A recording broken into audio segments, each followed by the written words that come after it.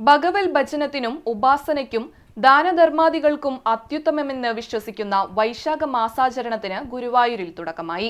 ദർശനത്തിന് വൻ തിരക്കാണ് അനുഭവപ്പെടുന്നത്. വൈശാഖ മാസാചരണത്തിന്റെ ഭാഗമായി ക്ഷേത്രം ആധ്യാത്മിക ഹാളിൽ തുടർച്ചയായി 4 സപ്താഹങ്ങളുണ്ട്. മേൽപ്പത്തൂർ ഓഡിറ്റോറിയത്തിൽ വൈശാഖ മാസ പ്രഭാഷണവുമുണ്ട്.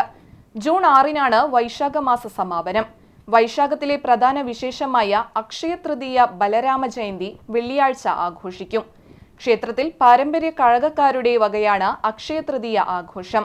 രാവിലെയും ഉച്ചതിരിഞ്ഞും കാഴ്ചശീവേലിക്ക് ഗുരുവായൂർ ശശിമാരാരുടെ നേതൃത്വത്തിലുള്ള മേളം അകമ്പടിയാകും. വൈകിട്ട് കടവല്ലൂർ ബാലമുരളിയുടെ തായമ്പക നടക്കും. രാത്രി വിളക്കെഴുന്നള്ളിപ്പിന് നാഗസ്വര എടക്ക പ്രദക്ഷിണവുമുണ്ട്. നിറമാലയും ചുറ്റുവിളക്കും ഉണ്ടാകും. ഗുരുവായൂർ ദേവസ്വം കീഴടമായ നെന്മിനി ബലരാമ ക്ഷേത്രത്തിൽ ബലരാമ ജയന്തി ആഘോഷവും വെള്ളിയാഴ്ചയാണ്. പ്രസാദ ഊട്ട്, ഗുരുവായൂർ ക്ഷേത്ര സന്നിധിയിൽ കൃഷ്ണ ബലരാമ സംഗമം എന്നിവയുമുണ്ടാകും.